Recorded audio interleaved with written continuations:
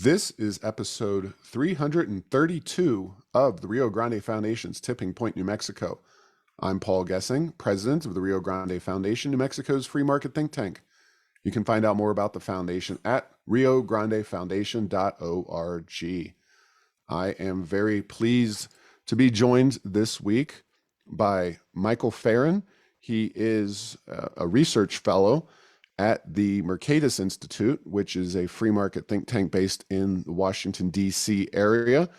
And we're going to be talking about the proposed New Mexico United soccer stadium here in Albuquerque, stadiums in general, sports stadiums, the economic impact thereof, and how folks who are concerned about, kind of the taxpayer dollars being allocated to those facilities can fight back. But welcome to Tipping Point, New Mexico, Michael.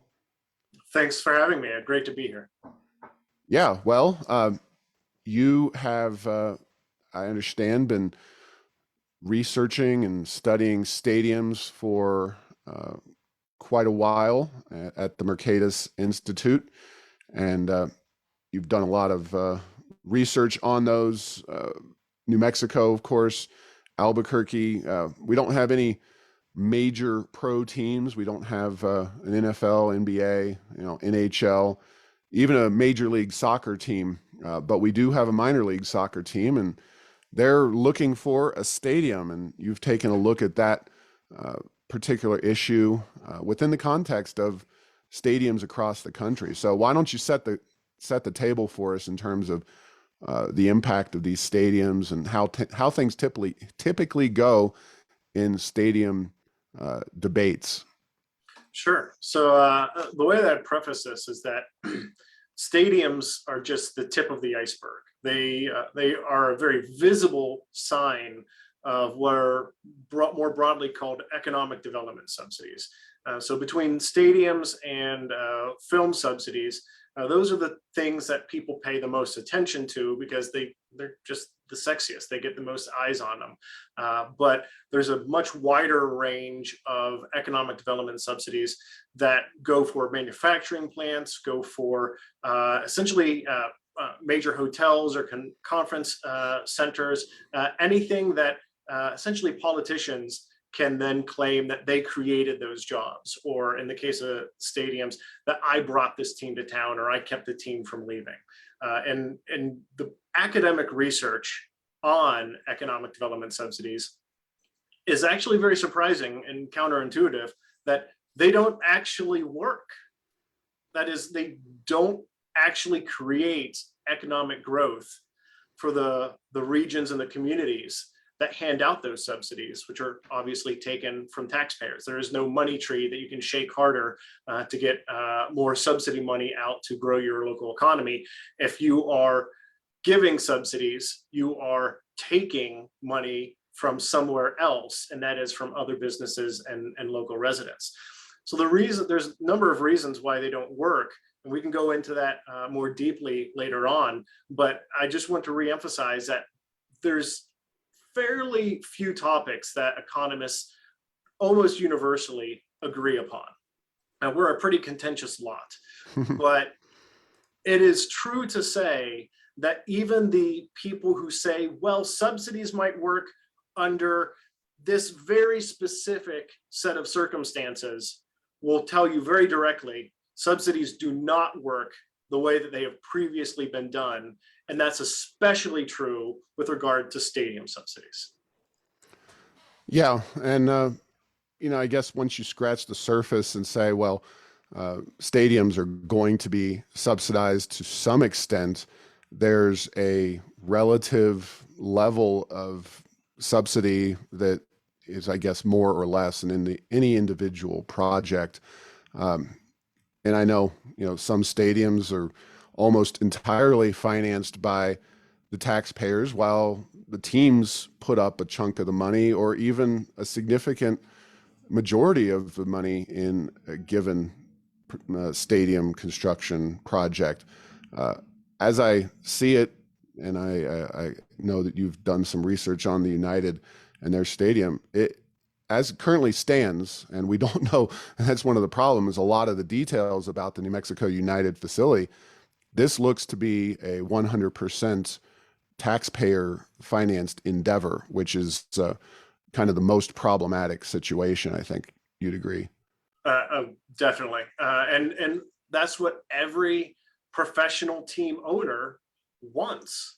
If you can get someone else to pay for your stadium, just like if you're a major car manufacturer, if you can get someone else to pay for your manufacturing facility, why not? It's not necessarily free money, but it's free money if you're the recipient of it, rather than the person who the money is taken from in order to provide that subsidy. So yeah, it's a real problem, and we can get also into the political aspect of it. So there's the economic story that I've already mentioned, that subsidies don't work in terms of actually creating economic development. What does work is broad, low tax rates for every business and household, and essentially providing public goods that foster economic development, having strong public safety, having a strong education system, infrastructure so that people can get to places to do business, businesses can ship their products, etc. Those are things that would be much better to invest in. But what the city council has done is send a ballot initiative to voters who are going to be asked to spend, to approve $50 million in public bonds to finance what they call a bare bones version of this stadium. And even at $50 million, that would make it one of the most expensive USL soccer stadiums so far constructed. And the idea is that once you get the approval for the $50 million, then the city will be able to borrow more money, probably about $20 million is what is suggested right now, to finance making a nice stadium as opposed to a bare bones stadium. And in doing that, they say that what they'll be able to do is, yeah, we'll be borrowing money for that, but it's not really taxpayer financed, because we'll just get the money back in lease payments from the team over time. But there's no contract on the table that people are able to see and understand. And transparency is another one of the big problems regarding these kind of projects, especially stadium subsidies. So there's a lot going on here, but what people should understand is that taxpayers are going to be on the hook for at least 50 million.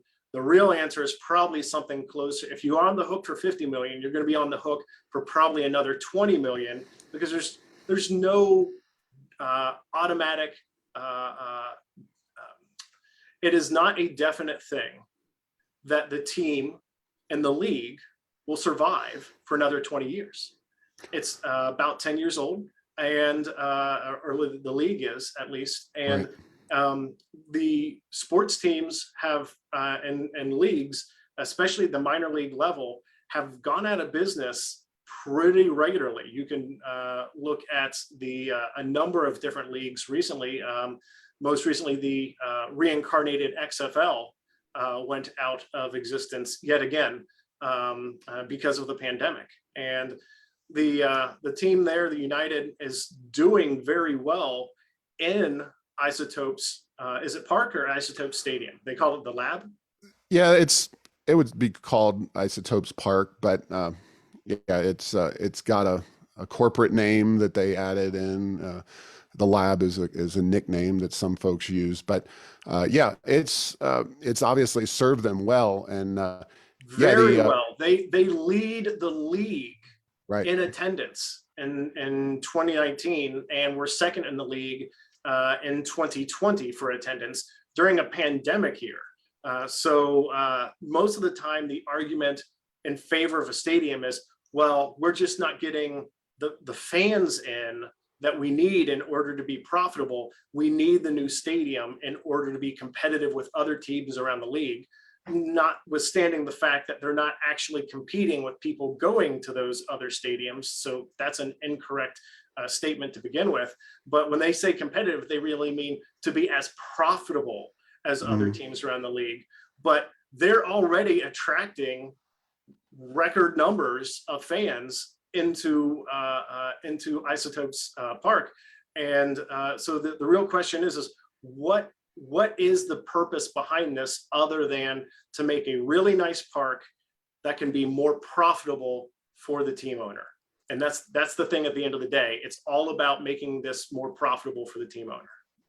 Yeah, no doubt about that. But let me talk about that missing 20 million or whatever dollars. And, I suspect that $50 million doesn't really get the job done for the stadium itself for a variety of reasons, and that the city will have to put up, real tax dollars out of the general fund. Right now, the 50 million is a bond measure, which is of course debt against the gross receipts tax, which is kind of our equivalent of a sales tax.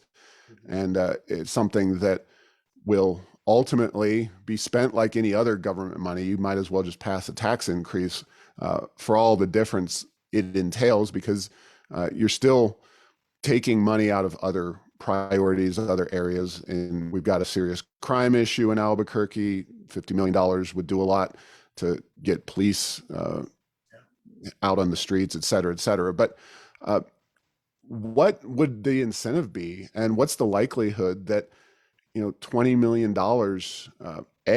is the figure, given we don't know where this facility will be.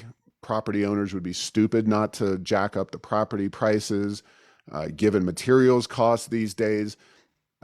And I don't even understand how you would take out loans against future payments of lease payments from the team that you don't negotiate ahead of time. It just seems that this whole thing is, for lack of a better word, ass backwards. And you know what? I think that's the right way to describe most stadium subsidy negotiations. That you start from the idea that a new stadium is an absolute priority. And the answer in this case is, like, let's just go back to the basics of this. The team is seeing amazing attendance at its games. So it doesn't need a new stadium to promote new attendance. And honestly, if you actually look at attendance numbers, it's not, it is not a new stadium that drives up attendance. It's a winning team that drives up attendance. And so the idea that, like, essentially often is suggested that, well, we need a new stadium to drive up attendance. It's just, we want a new stadium is the real issue. But even if the attendance was not the issue, you could look at the potential for the team to be leaving Albuquerque and going somewhere else, that they were going to jump town and go to somewhere else that was going to provide them with their very own stadium. But the league already has, I think, 31 teams in it. They're looking to expand to 60 to 70 teams in the very near future.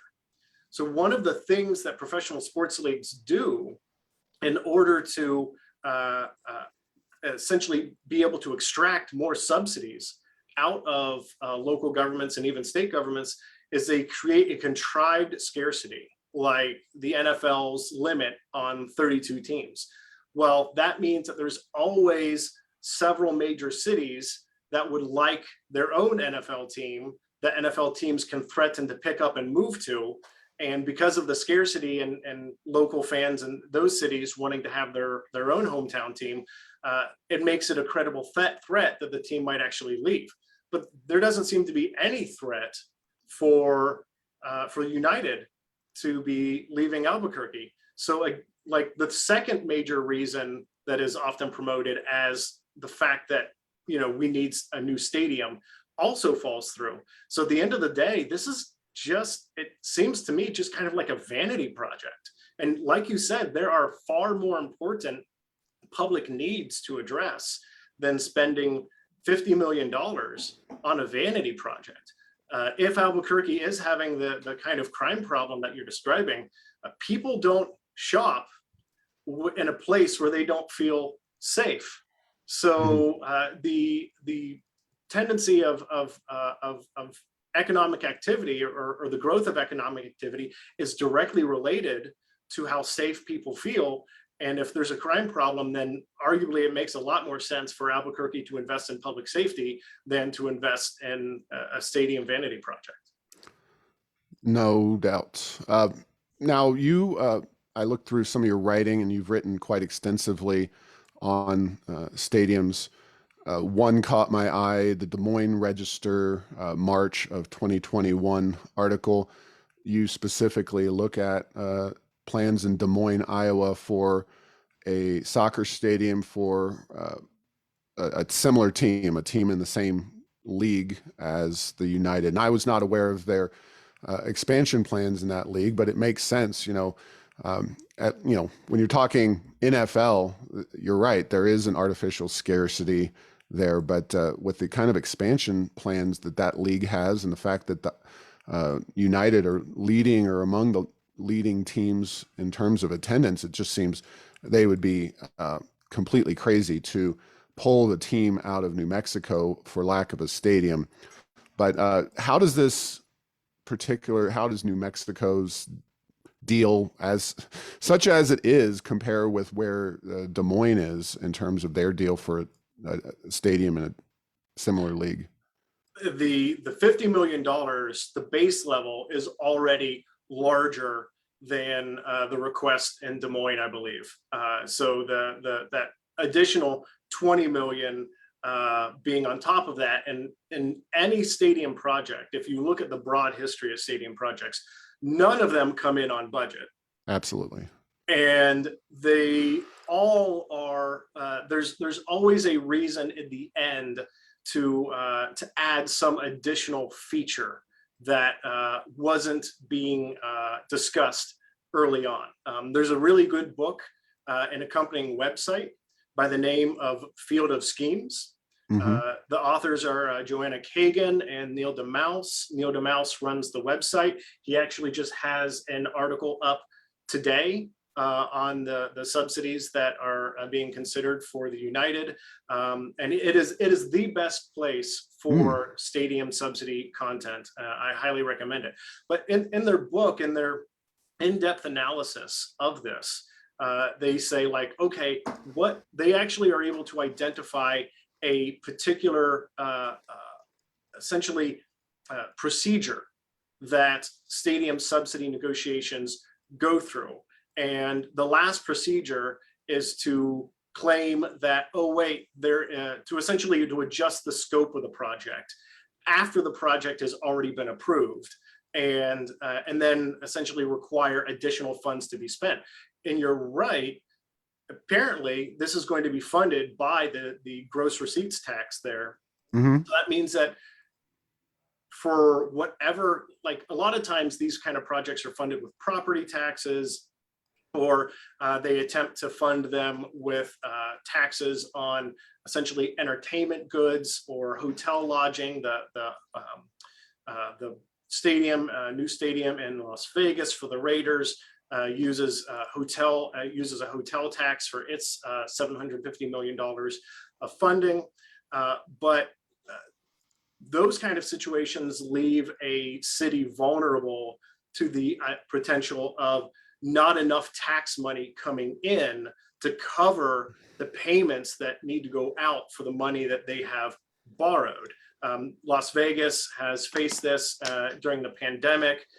Pearl, Mississippi, which is a suburb outside of Birmingham, faced the same thing with a minor league affiliate of the Atlanta Braves. And they ended up so underwater in debt because of a $30 million stadium that they built. I think it was $30 million, that they actually ended up tanking their credit rating. They went from a good credit rating to junk bond status in their credit rating, which meant all of their debt, the cost of all of their debt, went sky high. And so that's another kind of like long-term risk that few people understand, that in the case of if a city is not able to make, or investors rather are fearful that a city might end up going bankrupt. It sounds crazy, but Detroit went bankrupt, Hmm. barely a decade ago. So major cities can have this happen to them. It can happen to much smaller cities much more easily. And you can end up into a situation where the actual cost of the stadium subsidy is far higher because of the higher cost of financing in the future, because you've taken on too much debt. No, yeah, those are all excellent points. Now, I've studied over the years professional sports stadiums, not as much since I've worked at the Rio Grande Foundation, but I've been in public policy for quite a while. And it's not necessarily true that sports stadiums are subsidized in the same ways. There are some sports stadiums that are basically paid for by the stadium, the team owner or some other private source of revenue. There are much more heavily paid for stadiums by the team occupying the facility. And then there are those that are basically just taxpayer boondoggles from the get-go. And this United Stadium seems to be one of those taxpayer-financed boondoggles. But can you cite any examples of stadiums that haven't been necessarily done at the expense of the taxpayers? I can think of a few offhand, but you've been studying this and have more recent data than I do. Sure. The couple that I could cite offhand would be the most recent being the new Los Angeles Rams and also Chargers Stadium. That is being built, I think, with almost entirely with private money. I believe that they got some subsidies in the sense of some public land might have been donated Hmm. to the project. So it's not subsidy free, but it's much better than, say, the deal that Los Angeles or Las Vegas made for the Raiders, or for the Vikings, Minneapolis for the Vikings, or Atlanta for the Mercedes-Benz Stadium, which my research assistant and I wrote a op-ed on that called for the Super Bowl that was a few years ago, saying Mercedes-Benz Stadium has that new subsidy smell. Just kind of, I have to promote that because I love that title. There's another stadium. I think the Giants Stadium in New York was also mostly privately financed, but still had some public funding associated with it.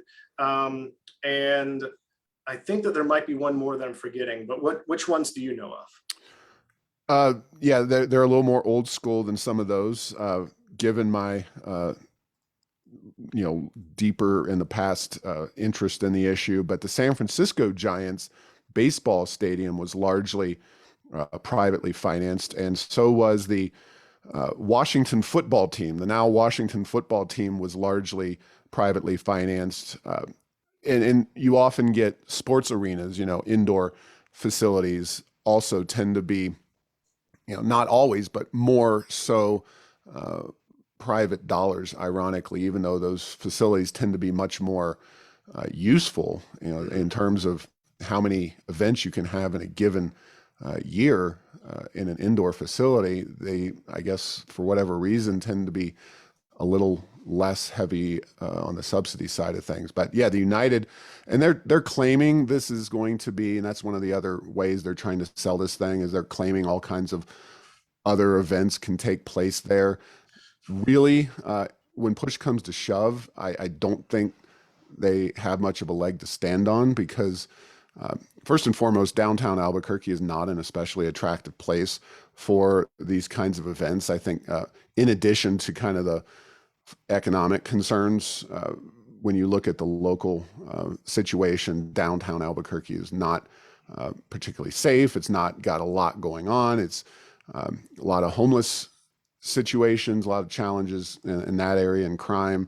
And I just think also ingress and egress are real issues. That's one of the reasons that the Isotopes Park is such a fabulous place. It's actually, if you ever do come to Albuquerque, New Mexico, Isotopes Park is across the street from the Lobos football stadium, and the pit, the world famous New Mexico pit basketball arena where the Lobos play basketball, and they get very large crowds in there.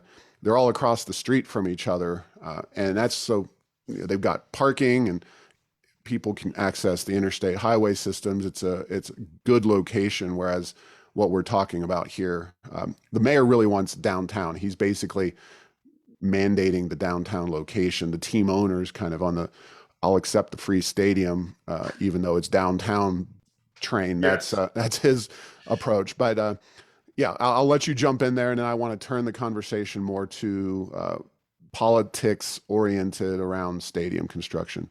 Sure. So as my colleague Matt Mitchell likes to say, with government shekels come government shackles. Ooh. So if we're going to give you this money, you have to do things the way that we want. And I'm so happy that you said that, because that is another fundamental way that economic development subsidies don't improve the local economy. Because what you want to improve the local economy is market forces that drive, that working through competition and customer choice, figure out the best way to provide goods and services, the most efficient way, the lowest cost versus the highest quality way, and for people, for customers to essentially drive the market through their decisions. If you're instead determining how to provide and what to provide and where to provide it through government decisions, then that's not through the market. That's inevitably not going to be as valuable as the solution that the market would have provided. And as a result, any money that you put into that ends up driving an outcome that is less ideal than the optimal outcome that the market would have provided. And I think you actually addressed a really critical question for any policymakers that are supporting this project, which is the last argument that is often made is, well, if we get this new stadium and we put it downtown, then it's going to revitalize downtown. We need to revitalize our downtowns and build back good again and things like that.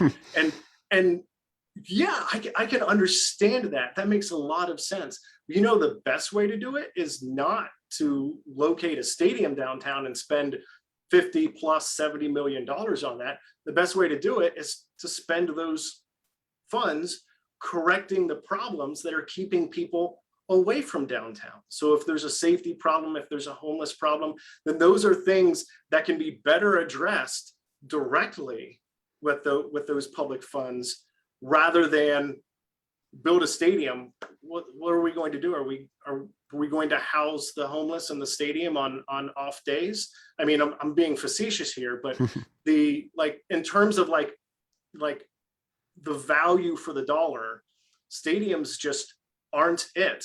And the last thing that I want to mention is something that you said that made me laugh. The idea of well, once we have this facility, we'll have room for so many activities. Like I kind of hear Will Ferrell saying that in the movie Step Brothers, like, we'll bunk our beds and we'll have so much room for activities. And the reality is that most stadiums, even arenas, are empty the vast majority of the year. The economic impact of your typical minor league stadium is outstripped by the economic impact of your typical Walmart. So arguably, it'll be better to put a Walmart downtown than it would be to put a stadium downtown, especially if you already have that venue space available in the pit and in the lab.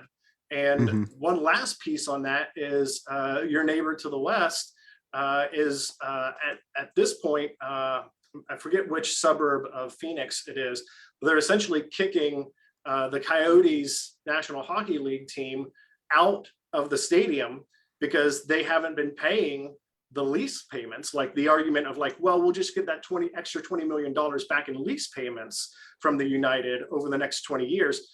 Well, maybe not, because there's really good examples of that not happening.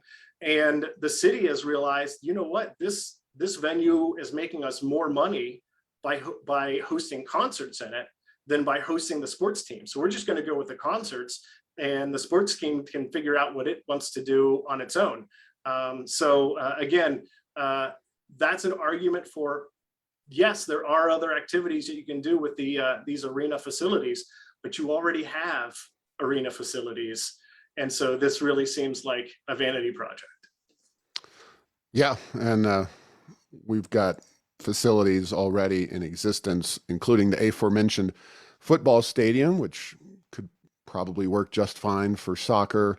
UNM has a soccer facility as well, and they recently disbanded the men's soccer team at University of New Mexico, so you have just the one team. But probably the Isotopes Park is the best facility. It's just the league is telling them that they supposedly need this soccer only facility, which I think is a convenient approach to trying to fleece the taxpayers. But you've written about some ideas for how we change the dynamics here. Now, this is somewhat applicable to New Mexico because, as you mentioned, there's not the limited, there's a scarcity in terms of teams that you have among the major professional sports leagues, the NFL, NBA, et cetera.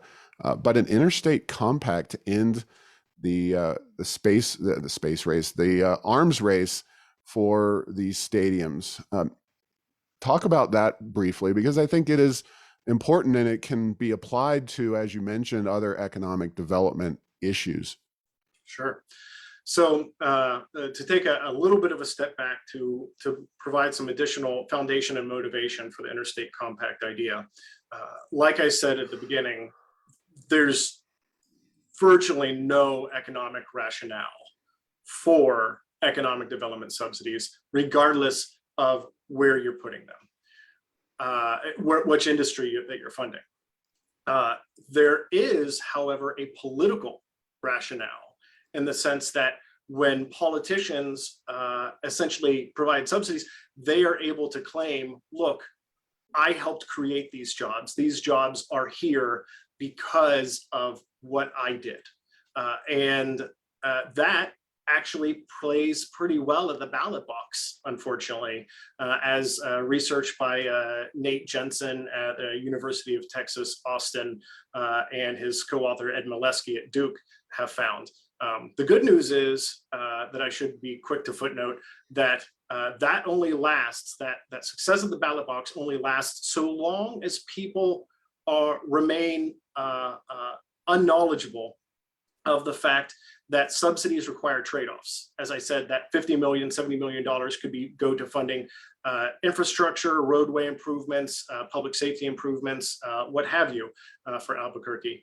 And once people know the trade-offs, their approval at the ballot box for politicians that grant subsidies diminishes substantially. And Governor Scott Walker in Wisconsin arguably is one of the latest casualties of the public turning against subsidies that his administration granted for Foxconn. And that ended up turning into, even before the size of that debacle was known, Governor Walker had been voted out of office. So essentially what you end up having, because you have an economic cost, but a political benefit, you have many decisions by many different agents in this model. You have what economists call prisoner's dilemma, where it makes sense for everyone to go ahead and offer subsidies, every policymaker in every city to offer subsidies, even though it doesn't make economic sense. And if they all somehow had a way to agree and commit to a better path, that would be better for everyone. So the problem with the prisoner's dilemma is the inability to communicate and the inability to commit to a particular path forward. But we have a policy tool available to us through the US Constitution called an interstate compact. There's over 220 interstate compacts already in existence. There's been a lot going around in the past couple of years with regard to occupational licensing, especially in response to the COVID pandemic, because it allows for a state to essentially respond to surges in COVID by bringing in essentially other state residents who have licenses in other states to practice in their state whenever they have a surge in COVID cases, because occupational licenses are typically done at a single state level. But there's far more that interstate compacts address. Number one is state borders. I'm pretty sure the Four Corners states, that border is designated via a interstate compact. I know at the very least the eastern states, many of their state borders are generated by interstate compact. Water rights, the Colorado River, just north of you, the water rights to that are kind of adjudicated between the states using interstate compact. Same thing with the Great Lakes states. So this is a very well used piece of policy mechanics for the states to solve interstate problems, maintaining their sovereignty without going to the federal government, at which point the federal government takes over and then essentially creates rules that restrict state sovereignty. So it's a cooperative way to solve interstate problems, and it is durable in the sense that once a state signs on to it, just like you can't simply say, well, New Mexico is going to annex part of Arizona and just ignore the agreement over what the state border is. Obviously, you can't do that. So these interstate compacts are designed to be an enduring institution that states agree to a particular course of action and a course of resolving disagreements in the future as well. So they're kind of the perfect option to take advantage of in order to solve this interstate problem, because it is a massive interstate problem. Our best estimate is that states and cities combined spend about $95 billion. I'll repeat that again, $95 billion every single year on economic development subsidies. And to put that in context, $95 billion is enough to fund the 11 smallest states' budgets combined every year. It's enough to pay at the federal level to pay for all food aid programs every year, and then have enough left over to build 2 brand new aircraft carriers every single year. So it's not chump change. It's something that we could get a lot of tax relief as well as additional public services if we repurposed this money. And an interstate compact is one way to do that. And it doesn't even have to be an interstate compact. When we're talking about stadium subsidies, Albuquerque could sign agreements with other cities across the US that are contractual in nature, that bind the hand of future city governments because they are contracts. And there is a contracts clause in the Constitution that inhibits state and local governments from going against contracts that they have signed. And essentially, cities could create their own series of contractual agreements to avoid offering subsidies for sports teams and preempt the states from doing so at the state level. So there's multiple ways to solve this, and importantly, they are cooperative. They are bottom up rather than top down. Yeah, and they're also very, very difficult to get to stick, because New Mexico famously has this thing called a anti-donation clause that goes back to really pre-statehood, when the railroads were the big bad corporations, and the giveaways were going to them to get them to come through, and there was all kinds of land being given away. And rightfully, folks back in the, I don't know, 1800s, late 1880s and whatnot, decided that that was not a wise approach. And they got something in the New Mexico Constitution called the Anti-Donation Clause, to basically just outright prevent this kind of corporate subsidy. And then some economic development geniuses, I don't know when this happened, but they were able to get the anti-donation clause neutered to the point where if it was for economic development, then it was all hunky-dory, which is basically giving away the entire game and more there. But yeah, I applaud your efforts, and it would be great if New Mexico was able to hop on that particular bandwagon and stop corporate subsidies, because it's just, we're a state that loves to dole them out even to a greater extent than most. And I'm saying, I'm looking at you, Hollywood. Hollywood subsidies are big time in New Mexico. But what you're talking about with that plan is a bit of a bipartisan thing. I mean, these subsidies are generally, as you said, economists across the spectrum are not fans, and a lot of folks, citizens, average people, whether they're on the Bernie Sanders left or beyond, or middle, or on the right-wing conservative side of things, or libertarian, or you name it, there tends to be a lot of skepticism, rightfully so, among citizens about this. But I will say this before I hand it over to you. Here in New Mexico, at least, and this is a blue state with a very progressive blue governor, or mayor and governor, but the mayor's up for election this year. He put this on the very same ballot he's going to be getting elected on. Bold move. Yeah, well played Bold move. there. I know. So he, the progressive groups, such as they are in New Mexico, and there are plenty of them, don't seem inclined to speak out against this kind of thing. Around the country, do you have more engagement from the progressive left on fighting back against these issues? Do you see it's mostly conservative? And Mercatus is kind of in the same general direction as the Rio Grande Foundation. You're a free market, libertarian, conservative organization. What do you see out there in terms of that political question? Do progressive organizations put their money where their mouths are on these issues, or not? Sure. A lot there. Let me address it in spurts. So yes, Mercatus is the way that I describe it is a free market, free society organization, first and foremost. I wouldn't necessarily describe us as libertarian or conservative, although people might describe us as that just to put us into a box with policies that they think that we would favor. But no, this is a very much, I don't call it a bipartisan issue. I call it a multi-partisan issue, because it brings in people who simply love justice.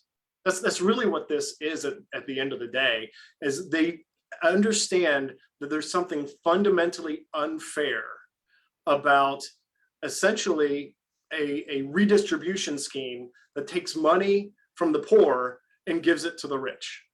And that's something that I think most people can get behind, regardless of whether you're conservative, liberal, progressive, libertarian, green, or what have you. The policymakers, so the interstate compact idea has already been proposed in 15 states this past year. The original sponsor in Utah, before he retired, he was very much a libertarian style Republican. There are conservative Republicans that are interested in this as well, that introduced this in Alabama. The sponsor in Florida, Representative Escamani, is very much a progressive Democrat. The sponsors in New York State, were Ron Kim, a progressive Democrat, and the original sponsor in the Senate there, Julia Salazar, is a self-described democratic socialist. So from across the spectrum, everybody is gravitating to the idea, and Amazon HQ2 was kind of the firebrand that sparked this movement of like, you know what, we're really giving too much money in corporate handouts, and we could do a lot better with that money. And so like you were describing New Mexico and what I was saying earlier about the economic effects, if you had a political leaders who are really willing to go to bat for what is factually correct in economics as opposed to what is politically expedient, they could simply reestablish the gift clause in New Mexico's constitution. My colleague Matt Mitchell, I mentioned earlier, he has written a paper on this outlining how nearly every state has a gift clause in their constitution to prevent public money from going to private enterprise for private projects. And that is because I think about 7 states ended up defaulting on their debt in the 1840s because they had underwritten and secured the loans for a whole host of roadway and private roadway, canal, and railroad projects. And so after this horrible scandal in the 1840s, these gift clauses were put into effect. Later, the cities went through their own period of bankruptcies in the late 1800s, and they had to re-up the gift clauses to apply to cities as well. And then after that, things just kind of got watered down, and to the point where it's just accepted, unfortunately, now that any public use of money corresponds to something that is in the public welfare. So even if we are giving handouts to millionaire and billionaire team owners, that's not money going to private enterprise, public money going to private enterprise. That's public money going to something that politicians have determined to be for the public welfare. And it really got started again in 1936 when Mississippi fired essentially the first shot that restarted this subsidy war, when it started poaching manufacturing companies from other states in order to try to jumpstart its recovery out of the Great Depression. And so given that we are coming out of our own recession right now, you're starting to see, and states and cities are flush with cash coming from the federal government. You're starting to see many and many more of these economic development projects that are not economic development. Arguably, we should call them ribbon chasing projects, because what the policymakers want is the fame and the political capital that comes from being associated with a successful initiative, and being the one to stand out front and cut that big ribbon, or dig a golden shovel into the earth, and say like, this is here because of me and my golden shovel. Well, no, not really.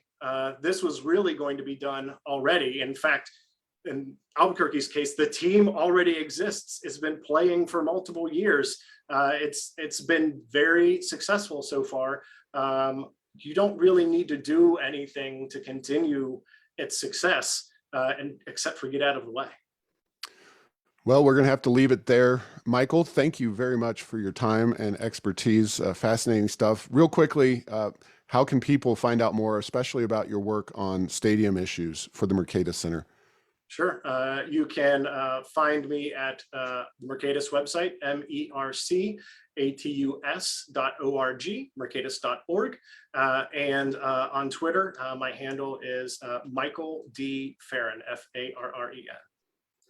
All right.